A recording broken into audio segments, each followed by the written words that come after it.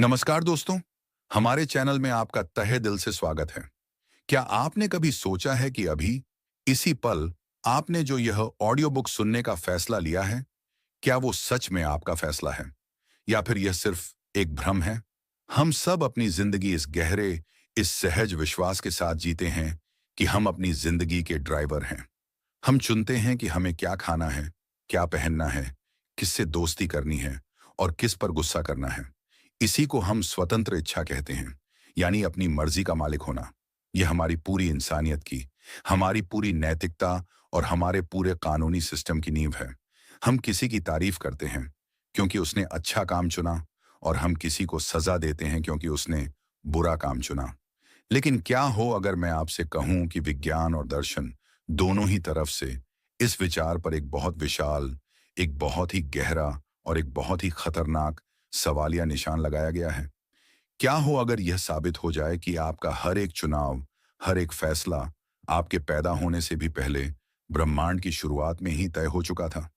यह नियतिवाद का विचार है जो कहता है कि हम सब एक बहुत विशाल, एक बहुत ही जटिल स्क्रिप्ट पर अभिनय करने वाले अभिनेता मात्र हैं। आज हम दर्शन की उस सबसे विशाल, उस सबसे व्यक्तिगत और उस सबसे बेचैन कर देने वाली पहेली में उतरने वाले हैं, जो है, क्या हम सच में आजाद हैं? यह यात्रा आपको अपनी पहचान के सबसे गहरे आधार पर ही सवाल उठाने पर मजबूर कर देगी। क्या आप तैयार हैं उस आईने का सामना करने के लिए, जिसमें शायद आपको एक आजाद इंसान की जगह एक बहुत ही जटिल कठपुतली नजर आए? तो चलिए इस रोमांचक सफर की शुरुआत करते हैं।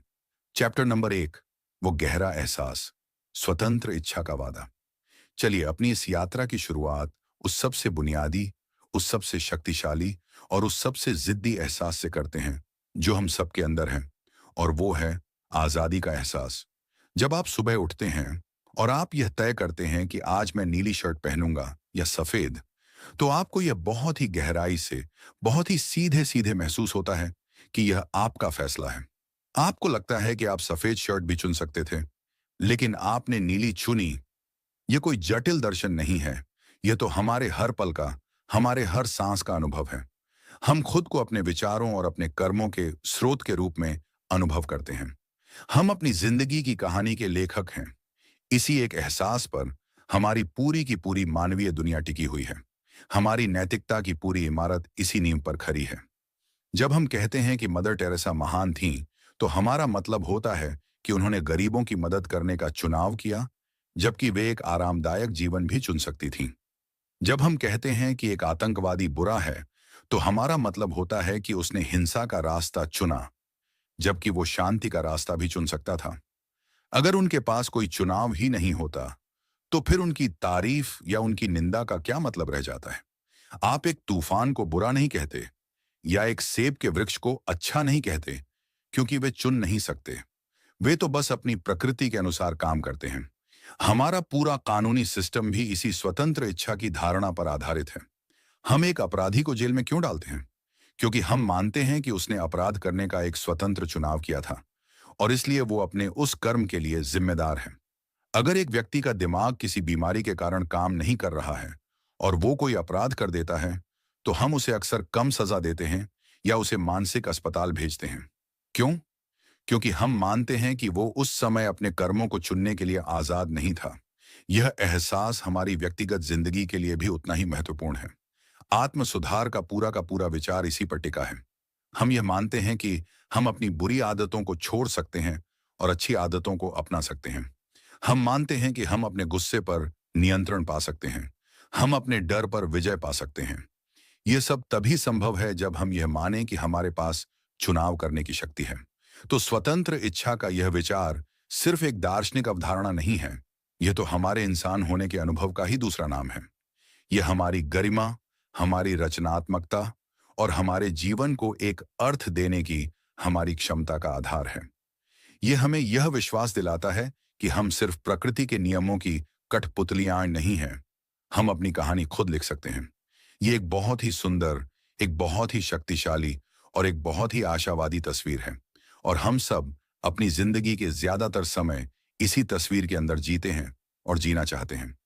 लेकिन दर्शन का काम है खूबसूरत तस्वीरों पर भी सवाल उठाना, और पिछले कुछ 100 सालों में विज्ञान और दर्शन दोनों ने ही इस खूबसूरत तस्वीर पर एक बहुत ही अंधेरा, एक बहुत ही विशाल और एक बहुत ही परेशान करने वाला सवालिया निशान लगा दिया है। वो सवाल है, क्या सच में, क्या यह आजादी का एहसास सच है, या यह सिर्फ एक बहुत ही मीठा, एक बहुत ही आरामदायक, लेकिन अंततः एक भ्रम है? यहीं से हमारी असली, हमारी गहरी और हमारी बेचैन करने वाली जांच शुरू होती है। चैप्टर नंबर 2, ब्रह्मांड की अटूट जंजीर, नियतिवाद की चुनौती। अब हम उस विशाल काय, उस शक्तिशाली विचार का सामना करने के लिए तैयार हैं, जो हमारी स्वतंत्र इच्छा की इस खूबसूरत दुनिया के ठीक विपरीत खड़ा है। और वो विचार है नियतिवाद। नियतिवाद का दर्शन हमारी उस गहरी भावना पर कि हम आजाद हैं, एक बहुत ही ठंडा, एक बहुत ही तार्किक और एक बहुत ही विनाशकारी हमला करता है। यह एक ऐसा विचार है जो अगर सच है तो हमारी पूरी दुनिया को देखने का नजरिया ही बदल सकता है। नियतिवाद का मूल सिद्धांत क्या है? यह कारण और प्रभाव के उस नियम पर आधारित है जिसे हम सब जानते हैं। यह कहता है कि इस ब्रह्मांड में होने वाली हर एक घटना अपनी पिछली घटनाओं और प्रकृति के नियमों का एक अनिवार्य और अपरिहार्य परिणाम है। चलिए इसे एक सरल उदाहरण से समझते हैं। डोमिनो का उदाहरण। कल्पना कीजिए एक बहुत ही लंबी, एक अरबों खरबों टुकड़ों वाली डोमिनो की लाइन की। अगर आप पहले डोमिनो को गिराते हैं तो क्या होगा? दूसरा गिरेगा, फिर तीसरा, फिर चौथा, और इसी तरह पूरी की पूरी लाइन एक एक करके गिर जाएगी। हर एक डोमिनो का गिरना अपने से ठीक पहले वाले डोमिनो के गिरने का एक अनिवार्य परिणाम है। वो कुछ और कर ही नहीं सकता था। अब नियतिवादी दार्शनिक कहता है कि यह पूरा का पूरा ब्रह्मांड भी उसी डोमिनो की लाइन की तरह है। वो पहला डोमिनो था बिग बैंग, और उस पहले क्षण के बाद से हर एक घटना, एक तारे का जन्म, एक ग्रह का बनना, पृथ्वी पर जीवन का विकास, और यहां तक कि आपका यह ऑडियो बुक सुनने का यह पल भी उसी कारण और प्रभाव की एक बहुत ही लंबी, एक बहुत ही जटिल, लेकिन एक अटूट जंजीर का ही एक हिस्सा है। हर चीज जो होती है वो होनी ही थी क्योंकि उसके पिछले कारण मौजूद थे।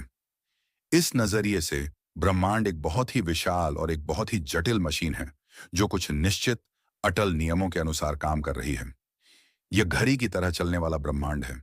और अगर हम इंसान भी इसी ब्रह्मांड का एक हिस्सा हैं और हम भी उन्हीं भौतिक परमाणुओं से बने हैं, तो फिर हम भी तो उसी मशीन का, उसी अटूट जंजीर का एक हिस्सा हुए। ये विचार हमें सीधे सीधे उस परेशान करने वाले निष्कर्ष पर लाता है कि हमारा मन, हमारी चेतना और हमारी इच्छाएं, वे भी कोई जादुई, कोई अपवाद नहीं है। वे भी हमारे दिमाग में होने वाली भौतिक और रासायनिक प्रक्रियाओं का ही नतीजा है। और हमारे दिमाग की वो प्रक्रियाएं भी भौतिकी के उन्हीं नियमों का पालन करती हैं। तो आपका कोई भी चुनाव, कोई भी फैसला, वो कोई शून्य से पैदा नहीं होता। वो तो आपके जीन, आपकी परवरिश, आपके पिछले अनुभवों और उस पल आपके दिमाग की सटीक रासायनिक और विद्युत स्थिति का एक पूरी तरह से निर्धारित परिणाम है। ये एक बहुत ही कठोर और एक बहुत ही सांत्वना रहित निष्कर्ष है। ये कहता है कि जब आपको लगता है कि आप चुन रहे हैं, तो आप असल में चुन नहीं रहे हैं। आप तो बस उस अगले, उस अनिवार्य कदम के प्रति सचेत हो रहे हैं, जिसे लेने के लिए आप पहले से ही प्रोग्राम किए जा चुके हैं। आपकी स्वतंत्रता का वो गहरा, वो शक्तिशाली एहसास सिर्फ एक भ्रम है, एक बहुत ही सुंदर और एक बहुत ही उपयोगी भ्रम, लेकिन अंततः एक भ्रम ही। यह कठोर नियतिवाद का दृष्टिकोण है और यह हमारी पूरी दुनिया की नींव को हिला देता है। अगर यह सच है, तो फिर जिम्मेदारी का क्या मतलब रह जाता है? हम किसी अपराधी को उसके अपराध के लिए कैसे दोषी ठहरा सकते हैं, अगर उसका वो अपराध करना उसकी नियति में ही लिखा था? हम किसी की सफलता का जश्न कैसे मना सकते हैं, अगर उसकी सफलता भी उसकी अपनी नहीं, बल्कि एक लंबी कारण कार्य की श्रृंखला का ही नतीजा है? यह हमें एक ऐसी दुनिया में छोड़ देता है जहां प्रशंसा और निंदा दोनों ही बेमानी लगने लगते हैं। यह एक बहुत ही अंधेरी और एक बहुत ही मुश्किल दार्शनिक जगह है। क्या आप इस विचार को स्वीकार करने के लिए तैयार हैं? क्या आप यह मानने के लिए तैयार हैं कि आप अपनी जिंदगी की कहानी के लेखक नहीं, बल्कि सिर्फ एक अभिनेता हैं जो एक पहले से लिखी हुई स्क्रिप्ट को ही अध्ययन कर रहा है? बहुत सारे दार्शनिक इस भयानक निष्कर्ष को स्वीकार करने को तैयार नहीं थे। उन्होंने कहा, नहीं, हम आजाद हैं और हम इसे साबित कर सकते हैं। लेकिन कैसे? चैप्टर नंबर 3, मैं अपनी किस्मत का मालिक हूं, स्वतंत्रतावादियों का विद्रोह। कठोर नियतिवाद की उस ठंडी और कठोर दुनिया के खिलाफ एक और दार्शनिक खेमा खड़ा हुआ जो पूरी ताकत से चिल्ला रहा था, नहीं, हम कठपुतलियां नहीं हैं, हम आजाद हैं। इस खेमे को स्वतंत्रतावाद कहते हैं, यानी इसे राजनीतिक स्वतंत्रतावाद से भ्रमित न करें। स्वतंत्रतावादी दार्शनिक कहते हैं कि हाँ, कठोर नियतिवादी सही हैं कि नियतिवाद और स्वतंत्र इच्छा एक दूसरे के साथ असंगत हैं, लेकिन वे गलत निष्कर्ष पर पहुंचते हैं। वे नियतिवाद को स्वीकार करके स्वतंत्र इच्छा को खारिज कर देते हैं। स्वतंत्रतावादी ठीक इसका उल्टा करते हैं। वे स्वतंत्र इच्छा को एक अकाट्य सत्य के रूप में स्वीकार करते हैं और इसलिए वे यह निष्कर्ष निकालते हैं कि नियतिवाद ही गलत होना चाहिए। स्वतंत्रतावादियों का शुरुआती बिंदु है हमारा अपना प्रत्यक्ष और अविश्वसनीय रूप से शक्तिशाली आंतरिक अनुभव।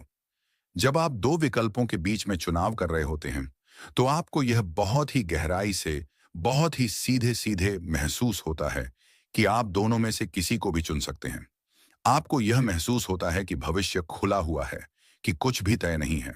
स्वतंत्रतावादी कहते हैं कि यह अनुभव इतना ज्यादा मौलिक, इतना ज्यादा सार्वभौमिक और इतना ज्यादा जिद्दी है कि इसे सिर्फ एक भ्रम कहकर खारिज नहीं किया जा सकता।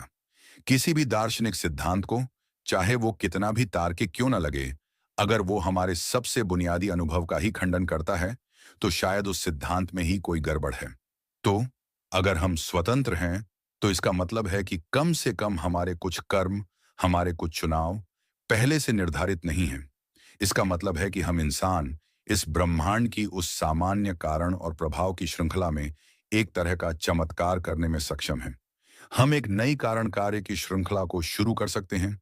हम एक प्रथम कारण बन सकते हैं। जब मैं अपना हाथ उठाने का चुनाव करता हूं, तो वो चुनाव मेरे जीन या मेरी परवरिश से पूरी तरह से निर्धारित नहीं होता। वो मैं, यानी मेरा कर्ता, वो चुनाव करता है। इस सिद्धांत को कर्ता कारणता कहते हैं। यह विचार हमारी मानवीय गरिमा, हमारी रचनात्मकता और हमारी नैतिक जिम्मेदारी की भावना को बचाता है। यह हमें बताता है कि हम सच में अपनी जिंदगी के लेखक हैं। हम सिर्फ एक स्क्रिप्ट अध्ययन नहीं कर रहे हैं, हम उस स्क्रिप्ट को हर पल अपने हर चुनाव से लिख रहे हैं। यह हमें एक ऐसी दुनिया देता है जो आशा और संभावनाओं से भरी हुई है। लेकिन यह स्वतंत्रतावाद का विचार जितना भी आकर्षक क्यों ना हो, यह अपने साथ बहुत ही गहरे और बहुत ही मुश्किल दार्शनिक सवाल लेकर आता है। और सबसे प्रमुख सवाल है, यह होता कैसे है?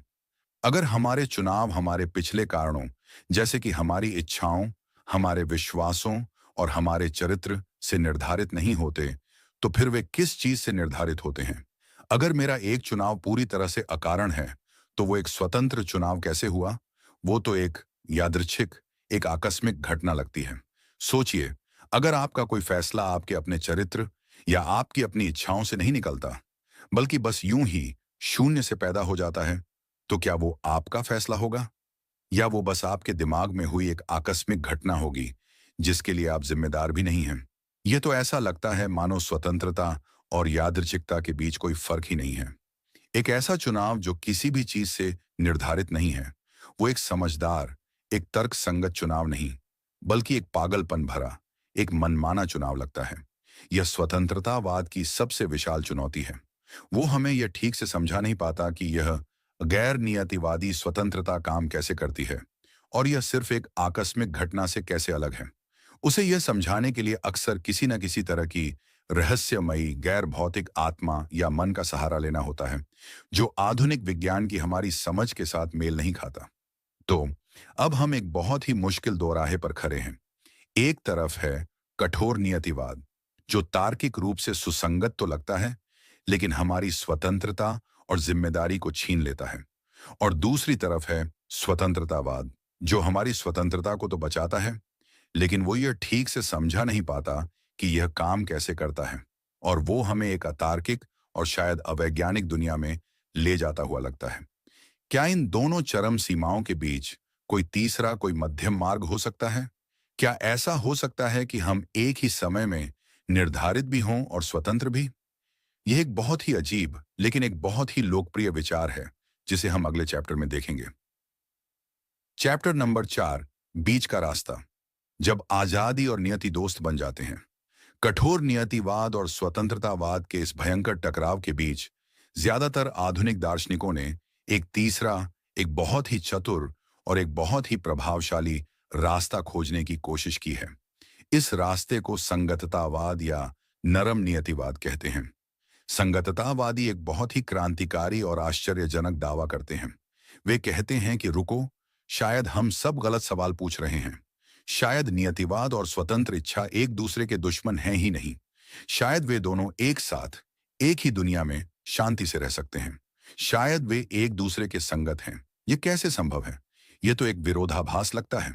संगततावादी कहते हैं कि यह विरोधाभास इसलिए लगता है क्योंकि हमने स्वतंत्र इच्छा का मतलब ही गलत समझ रखा है। हम सब, यानी कठोर नियतिवादी और स्वतंत्रतावादी, दोनों ही यह मानकर चल रहे हैं कि स्वतंत्र होने का मतलब है कुछ और करने की क्षमता का होना। यानी अगर मैंने चाय चुनी तो स्वतंत्र होने का मतलब है कि मैं ठीक उन्हीं परिस्थितियों में कॉफी भी चुन सकता था। संगततावादी कहते हैं कि यह स्वतंत्रता की एक बहुत ही अजीब और एक बहुत ही असंभव परिभाषा है। वे कहते हैं कि हमें स्वतंत्रता को फिर से परिभाषित करने की जरूरत है, एक ज्यादा सरल, एक ज्यादा सामान्य ज्ञान वाले तरीके से। वे पूछते हैं, हमारी रोजमर्रा की जिंदगी में हम कब कहते हैं कि कोई काम स्वतंत्र है और कब कहते हैं कि वो अस्वतंत्र है? हम कहते हैं कि एक काम अस्वतंत्र है जब वो किसी बाहरी जोर जबरदस्ती या बाधा के कारण किया गया हो। अगर कोई मेरे सिर पर बंदूक रखकर मुझसे मेरा बटुआ छीन लेता है तो मेरा वो बटुआ देना एक अस्वतंत्र कार्य था। अगर मैं जेल में बंद हूं तो मैं बाहर घूमने के लिए अस्वतंत्र हूं। तो फिर स्वतंत्र कार्य क्या है? संगततावादी कहते हैं कि एक कार्य स्वतंत्र तब है जब आप उसे अपनी आंतरिक इच्छाओं, अपने विश्वासों और अपने चरित्र के अनुसार कर पा रहे हों, बिना किसी बाहरी जोर जबरदस्ती के। बस इतना ही। स्वतंत्रता का मतलब अकारण होना नहीं है। स्वतंत्रता का मतलब है सही तरह के कारणों से होना, यानी आपके अपने आंतरिक कारणों से। चलिए इसे एक उदाहरण से समझते हैं। मान लीजिए मुझे केक बहुत पसंद है और मैं अपनी इसी इच्छा के कारण केक खाने का चुनाव करता हूं।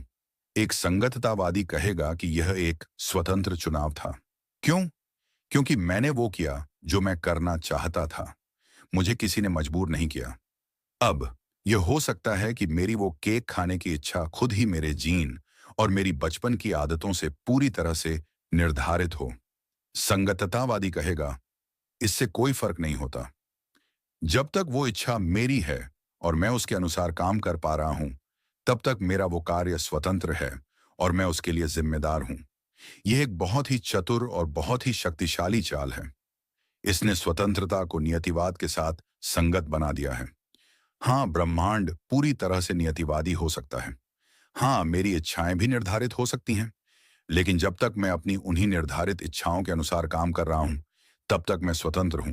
स्वतंत्रता का उल्टा नियतिवाद नहीं है। स्वतंत्रता का उल्टा है मजबूरी। यह दृष्टिकोण हमारी नैतिक और कानूनी जिम्मेदारी की भावना को भी बचा लेता है। हम एक हत्यारे को जिम्मेदार ठहरा सकते हैं, इसलिए नहीं कि वो कुछ और कर सकता था, बल्कि इसलिए कि उसने जो किया वो अपनी ही बुरी इच्छा के कारण किया। लेकिन क्या यह समाधान सच में संतोषजनक है? कई आलोचक, खासकर स्वतंत्रतावादी, कहते हैं कि नहीं, यह तो बस शब्दों का एक खेल है। यह हमें असली गहरी स्वतंत्रता नहीं देता। यह तो बस एक गुलामी का एक आरामदायक नाम है।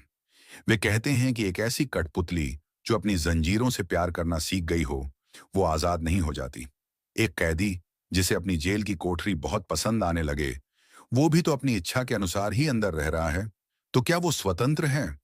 यह हमें एक बहुत ही गहरे सवाल पर लाता है। क्या हम अपनी इच्छाओं को चुनने के लिए स्वतंत्र हैं? मैं केक खाना चाहता हूं, यह मेरी इच्छा है, लेकिन क्या मैंने इस इच्छा को चुना था या यह बस मेरे अंदर है? तो हम एक बार फिर एक चौराहे पर हैं। कठोर नियतिवाद हमारी स्वतंत्रता को एक भ्रम बताता है। स्वतंत्रतावाद हमें एक ऐसी स्वतंत्रता देता है जिसे वो समझा नहीं पाता, और संगततावाद हमें एक ऐसी स्वतंत्रता देता है जो बहुतों को असली स्वतंत्रता लगती ही नहीं। क्या इस गुत्थी को सुलझाने के लिए विज्ञान हमारी कोई मदद कर सकता है? क्या हम दिमाग के अंदर झांक कर देख सकते हैं कि चुनाव असल में होता कैसे है? चैप्टर नंबर 5, जब विज्ञान दिमाग में झांकता है। न्यूरोसाइंस और स्वतंत्र इच्छा। अब तक हमारी यह बहस काफी हद तक दार्शनिक रही है, लेकिन पिछले कुछ दशकों में एक नया और बहुत ही शक्तिशाली खिलाड़ी इस मैदान में उतरा है, और वो है न्यूरोसाइंस, यानी तंत्रिका विज्ञान। वैज्ञानिक अब हमारे दिमाग के अंदर सीधे सीधे झांकने में सक्षम हो गए हैं, और वे यह देखने की कोशिश कर रहे हैं कि जब हम कोई चुनाव करते हैं तो हमारे दिमाग में असल में होता क्या है। और उन्होंने जो कुछ पाया है वो स्वतंत्र इच्छा के पारंपरिक विचार के लिए बहुत ही ज्यादा चुनौतीपूर्ण है। इस क्षेत्र में सबसे प्रसिद्ध और सबसे विवादास्पद प्रयोगों में से एक 1980 के दशक में बेंजामिन लिबेट नाम के एक न्यूरोसाइंटिस्ट ने किया था। लिबेट का प्रयोग बहुत ही सरल था।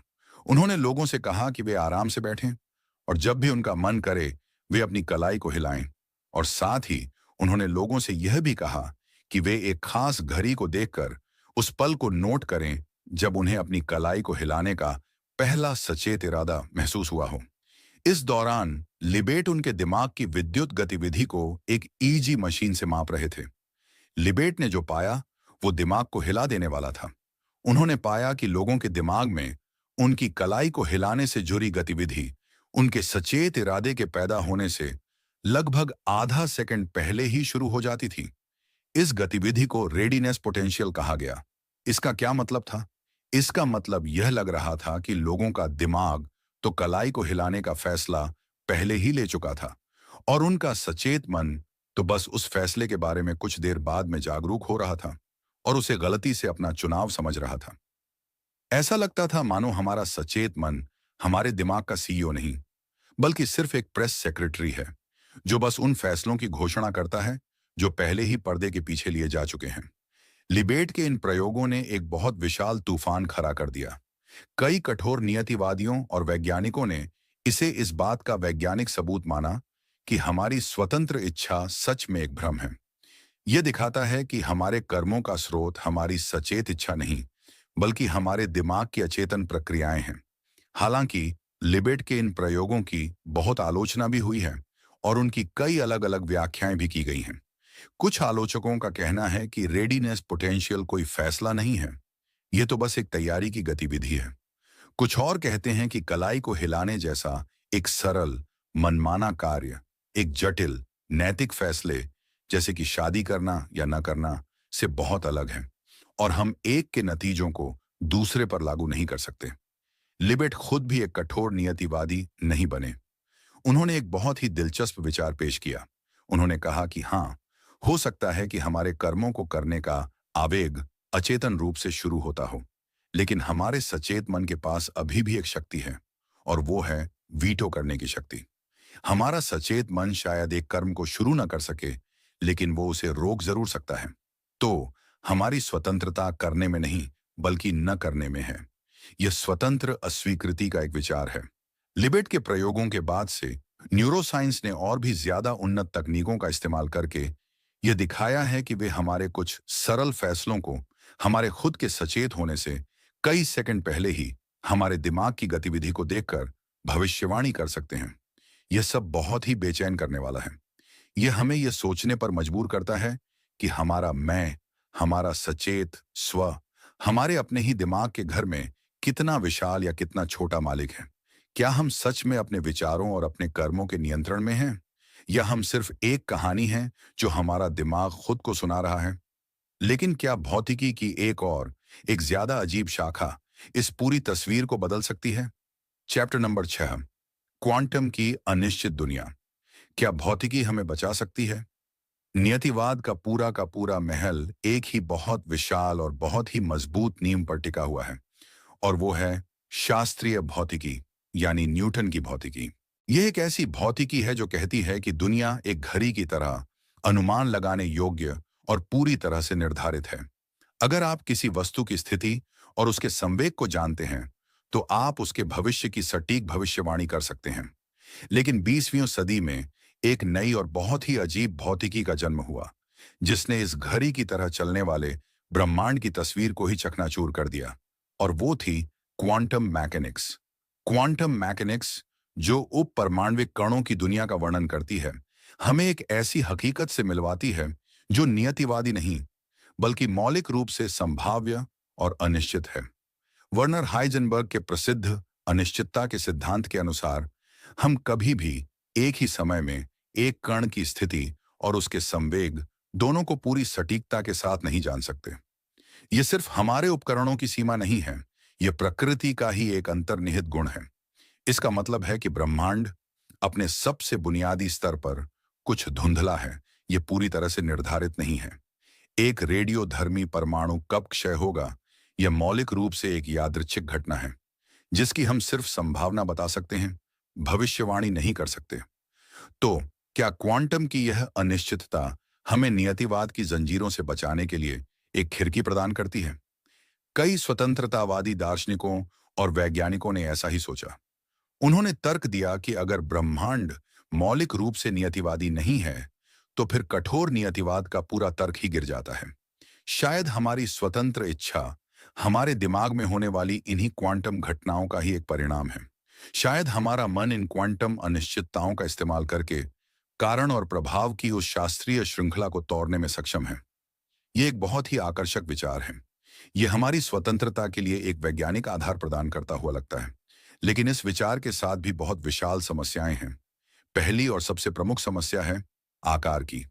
क्वांटम प्रभाव बहुत ही छोटे स्तर पर काम करते हैं और हमारा दिमाग, जो एक गर्म, गीला और विशाल अंग है, वो एक क्लासिकल प्रणाली की तरह ही व्यवहार करता हुआ लगता है।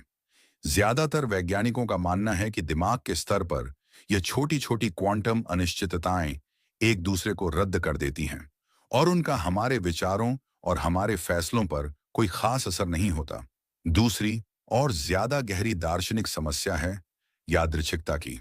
चलिए एक पल के लिए मान भी लेते हैं कि हमारे दिमाग में होने वाली क्वांटम घटनाएं हमारे फैसलों को प्रभावित करती हैं। लेकिन यह हमारी मदद कैसे करता है? अगर मेरा कोई फैसला मेरे चरित्र और मेरी इच्छाओं का एक निर्धारित परिणाम नहीं है, बल्कि वो मेरे दिमाग में हुई एक यादृच्छिक क्वांटम घटना का परिणाम है, तो वो एक स्वतंत्र फैसला कैसे हुआ? वो तो बस एक आकस्मिक घटना लगती है जिसके लिए मैं जिम्मेदार भी नहीं हूं। ये मुझे मेरी जिम्मेदारी से बचाता तो नहीं, ये तो बस मेरे फैसलों को मेरे अपने चरित्र से ही अलग कर देता है। एक ऐसा फैसला जो यादृच्छिक है, वो मेरा अपना फैसला कैसे हो सकता है? तो ऐसा लगता है कि क्वांटम मैकेनिक्स हमें कोई आसान रास्ता नहीं देता। यह हमें नियतिवाद के एक रूप से तो बचाता है, लेकिन हमें यादृच्छिकता के दूसरे रूप में फंसाता हुआ लगता है। स्वतंत्रता इन दोनों के बीच में कहीं है, न तो पूरी तरह से निर्धारित और न ही पूरी तरह से यादृच्छिक। यह पूरी बहस हमें दिखाती है कि स्वतंत्र इच्छा की यह पहेली कितनी गहरी और कितनी जिद्दी है। यह सिर्फ दर्शन का ही नहीं, बल्कि भौतिकी और जीव विज्ञान का भी एक बहुत महत्वपूर्ण अनसुलझा सवाल है। लेकिन अगर हम इस सवाल को कभी भी पूरी तरह से न सुलझा पाए तो क्या इसका मतलब यह है कि हमारी जिंदगी का कोई मतलब नहीं रह जाता? चलिए इस सवाल पर अगले चैप्टर में विचार करते हैं, जहां हम यह पूछेंगे कि अगर आजादी एक भ्रम है, तो भी क्या हम एक सार्थक जीवन जी सकते हैं? Chapter number 7। अगर आजादी एक भ्रम है, तो क्या भ्रम के साथ जीना? अब तक हमने नियतिवाद और स्वतंत्र इच्छा की इस महान बहस के सभी मुख्य पक्षों को देख लिया है। हमने देखा कि कैसे विज्ञान और तर्क दोनों ही हमारी स्वतंत्रता के विचार को एक बहुत महत्वपूर्ण चुनौती देते हैं। तो चलिए एक पल के लिए एक बहुत ही असहज करने वाले विचार प्रयोग करते हैं। चलिए मान लेते हैं कि कठोर नियतिवादी सही हैं। चलिए मान लेते हैं कि हमारी स्वतंत्र इच्छा सच में पूरी तरह से एक भ्रम है। तो क्या हमें इस सच्चाई के साथ कैसे जीना चाहिए? क्या इसका मतलब यह है कि हमारी जिंदगी का कोई मतलब नहीं रह जाता? क्या हमें भाग्यवाद में डूबकर कोशिश करना ही छोड़ देना चाहिए? बहुत सारे दार्शनिक, यहां तक कि कुछ कठोर नियतिवादी भी तर्क देंगे कि नहीं, ऐसा बिल्कुल नहीं है। हाँ, ये सच्चाई हमारी कुछ गहरी धारणाओं को चुनौती जरूर देती है, लेकिन ये हमारे जीवन को अर्थहीन नहीं बनाती। सबसे पहले हमें यह समझना होगा कि स्वतंत्र इच्छा का भ्रम भी एक बहुत ही शक्तिशाली और एक बहुत ही उपयोगी भ्रम हो सकता है। हो सकता है कि यह एक ऐसा भ्रम हो जिसके बिना हम एक समाज के रूप में काम ही नहीं कर सकते। जिम्मेदारी की भावना या विश्वास कि हम अपने कर्मों के लिए जवाबदेह हैं, यह उस गोंद की तरह है जो हमारे पूरे सामाजिक और नैतिक ताने बाने को एक साथ जोड़े रखता है। तो भले ही यह एक भ्रम हो, हमें शायद ऐसा व्यवहार करना चाहिए मानो यह सच हो। दूसरा, स्वतंत्र इच्छा के न होने का मतलब यह नहीं है कि हमारे चुनाव मायने नहीं रखते। वे अब भी मायने रखते हैं। जब आप यह चुनाव करते हैं कि आपको स्वस्थ खाना है, तो उसका एक वास्तविक, एक निर्धारित परिणाम होता है। आपका शरीर स्वस्थ रहता है। आपका वो चुनाव भी निर्धारित था और उसका परिणाम भी। संगततावादी हमें यही तो सिखाते हैं। हमारे विचार, हमारी इच्छाएं और हमारी कोशिशें, वे उस कारण कार्य की श्रृंखला का एक महत्वपूर्ण हिस्सा हैं। वे निष्क्रिय नहीं हैं, वे सक्रिय कारण हैं जो भविष्य का निर्माण करते हैं। तीसरा, और शायद सबसे महत्वपूर्ण, स्वतंत्र इच्छा के भ्रम को समझने से हमें एक ज्यादा करुणामय और एक ज्यादा क्षमाशील इंसान बनने में मदद मिल सकती है। स्पिनोजा ने यही तर्क दिया था। जब आप यह गहराई से समझ जाते हैं कि लोग जो कुछ भी करते हैं, चाहे वो कितना भी बुरा क्यों ना हो, वो उनके जीन, उनकी परवरिश और उनके जीवन के अनगिनत उन कारणों का एक परिणाम है जिन पर उनका कोई नियंत्रण नहीं था, तो आपके अंदर उनके लिए एक गहरी करुणा पैदा होती है।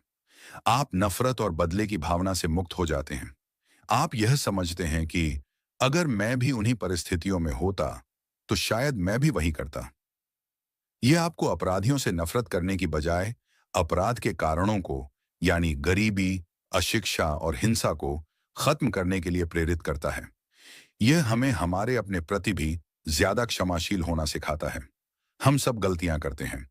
हम सब असफल होते हैं।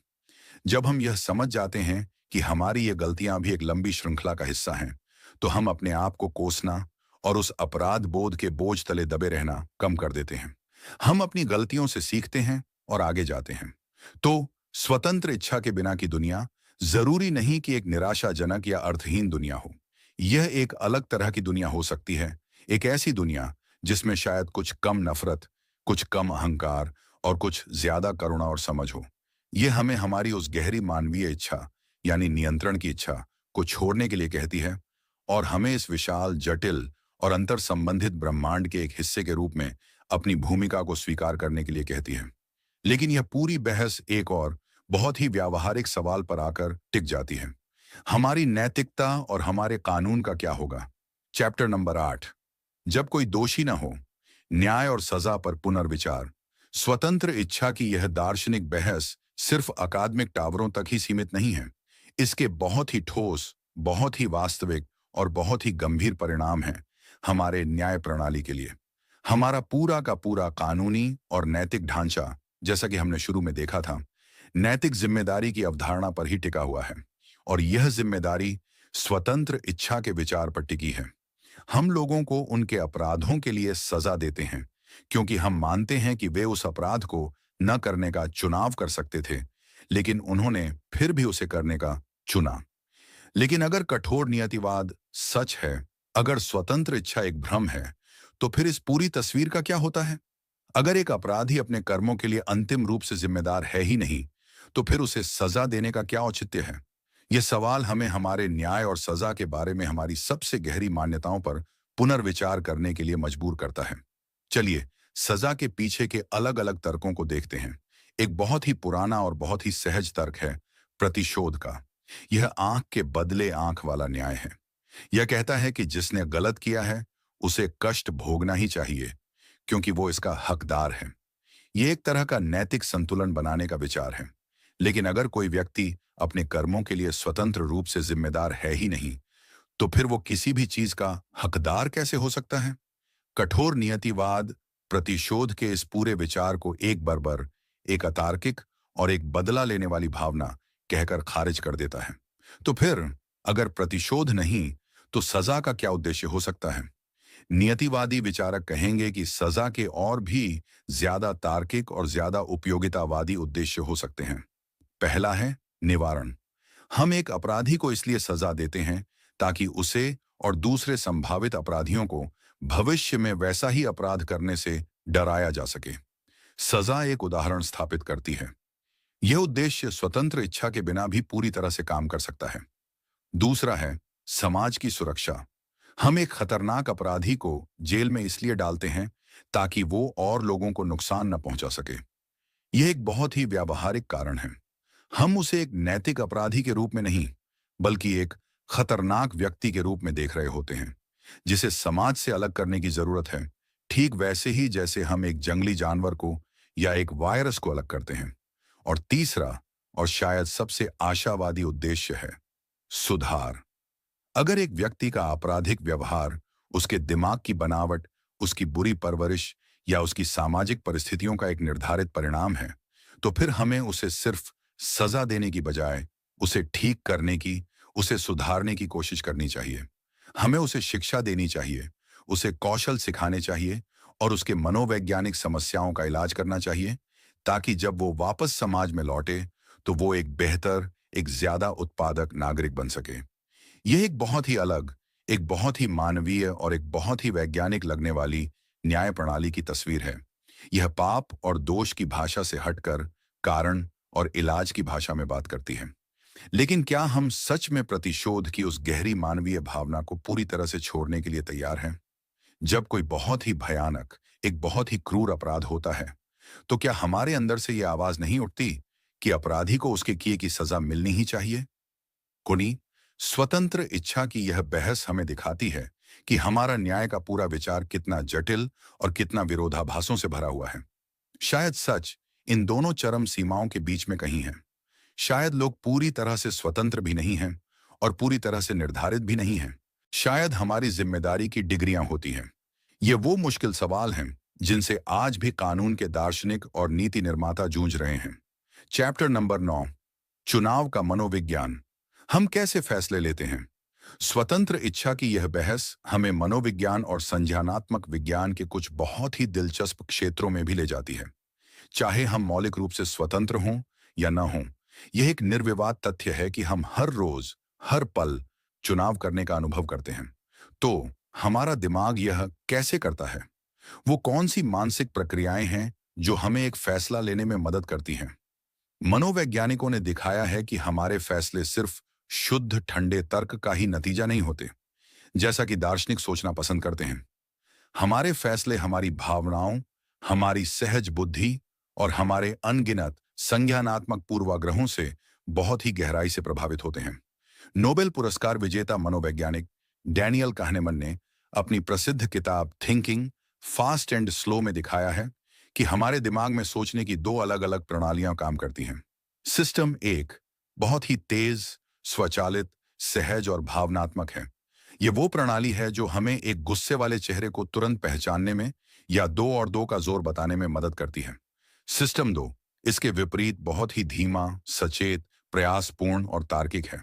यह वो प्रणाली है जिसका इस्तेमाल हम एक मुश्किल गणित की समस्या को हल करने में या यह तय करने में करते हैं कि हमें कौन सा घर खरीदना चाहिए। समस्या यह है कि हम यह सोचना तो पसंद करते हैं कि हम अपने ज्यादातर फैसले अपने सिस्टम 2 से यानी तर्क से लेते हैं। लेकिन सच्चाई यह है कि हमारा ज्यादातर जीवन हमारे सिस्टम 1 द्वारा ही चलाया जाता है। हम अक्सर पहले अपनी सहज बुद्धि या अपनी भावना के आधार पर एक फैसला ले लेते हैं और फिर हमारा तर्क संगत दिमाग एक वकील की तरह उस फैसले को सही ठहराने के लिए बाद में तर्क बनाता है। इसके अलावा हमारा दिमाग अनगिनत संज्ञानात्मक पूर्वाग्रहों का भी शिकार है, जो हमारी सोच को व्यवस्थित और अनुमान लगाने योग्य तरीकों से तौर मरोड़ देते हैं। जैसे पुष्टिकरण पूर्वाग्रह हमें उन सूचनाओं को खोजने और उन पर विश्वास करने के लिए प्रेरित करता है जो हमारी पहले से मौजूद मान्यताओं का समर्थन करती हैं और उन सूचनाओं को नजरअंदाज करने के लिए जो उन्हें चुनौती देती हैं। उपलब्धता ह्यूरिस्टिक हमें उन चीजों को ज्यादा संभावित मानने पर मजबूर करता है जो हमारी याद में ज्यादा ताजा या ज्यादा नाटकीय होती हैं। जैसे कि एक हवाई जहाज दुर्घटना, भले ही कार दुर्घटनाएं कहीं ज्यादा आम क्यों न हों। यह सब हमें क्या सिखाता है? यह हमें हमारे अपने ही दिमाग की कार्यप्रणाली के प्रति एक गहरी विनम्रता सिखाता है। यह हमें याद दिलाता है कि हम उतने तर्क संगत प्राणी नहीं हैं जितना हम सोचना पसंद करते हैं। हमारी स्वतंत्र इच्छा अगर वो है भी, तो वो हमारी अपनी ही भावनाओं और हमारे अपने ही पूर्वाग्रहों की एक बहुत ही शक्तिशाली और अक्सर अदृश्य जंजीरों में बंधी हुई है। लेकिन यह हमें एक आशा भी देता है, क्योंकि जब हम इन पूर्वाग्रहों के बारे में जान जाते हैं, जब हम अपने सिस्टम 1 की सीमाओं को समझ जाते हैं, तो हम सचेत रूप से अपने सिस्टम 2 का इस्तेमाल करके उन्हें दूर करने की कोशिश कर सकते हैं। हम अपनी पहली प्रतिक्रिया पर सवाल उठा सकते हैं। हम जानबूझकर विरोधी दृष्टिकोणों को खोज सकते हैं और हम अपने फैसलों को और ज्यादा धीमा और ज्यादा विचारशील बना सकते हैं। तो शायद सच्ची स्वतंत्रता उस अकारण चुनाव की रहस्यमयी शक्ति में नहीं है। शायद सच्ची स्वतंत्रता आत्म जागरूकता में है, अपनी ही मानसिक मशीन की कार्यप्रणाली को समझने और उसे धीरे धीरे प्रयास पूर्वक एक बेहतर दिशा में ले जाने की क्षमता में है। चैप्टर नंबर 10, आपकी अपनी नियति। स्वतंत्र इच्छा पर अंतिम विचार। हम स्वतंत्र इच्छा और नियतिवाद की इस लंबी, इस घुमावदार और इस अक्सर सिर दर्द करने वाली यात्रा के अंत पर हैं। हमने ब्रह्मांड की अटूट जंजीरों को देखा, हमने स्वतंत्रता के विद्रोह का सामना किया और हमने अपने ही दिमाग के अंदर की उस जटिल मशीनरी में झांकने की कोशिश की। तो इस सब के बाद अंतिम निष्कर्ष क्या है? क्या हम आजाद हैं या नहीं? और शायद सबसे ईमानदार, सबसे सच्चा और सबसे दार्शनिक जवाब यही है, हम निश्चित रूप से नहीं जानते। यह एक ऐसा रहस्य है जो शायद हमेशा हमारी समझ की पहुंच से कुछ बाहर ही रहेगा। यह एक ऐसा सवाल है जहां विज्ञान, दर्शन और हमारा अपना व्यक्तिपरक अनुभव सब आकर एक दूसरे से टकराते हैं और कोई भी एक पूरी तरह से विजयी नहीं हो पाता। लेकिन शायद इस सवाल का अंतिम जवाब खोजना उतना महत्वपूर्ण है ही नहीं। शायद ज्यादा महत्वपूर्ण है इस तनाव के साथ जीना सीखना, इस अनिश्चितता को स्वीकार करना सीखना। यह बहस हमें एक बहुत ही गहरा और एक बहुत ही व्यावहारिक सबक सिखाती है। वो यह कि हमें दो अलग अलग और दोनों ही समान रूप से महत्वपूर्ण दृष्टिकोणों के साथ जीना सीखना होगा। एक है वैज्ञानिक या वस्तुनिष्ठ दृष्टिकोण, जो हमें खुद को और दूसरों को उस विशाल, उस कारण कार्य की श्रृंखला के एक हिस्से के रूप में देखता है।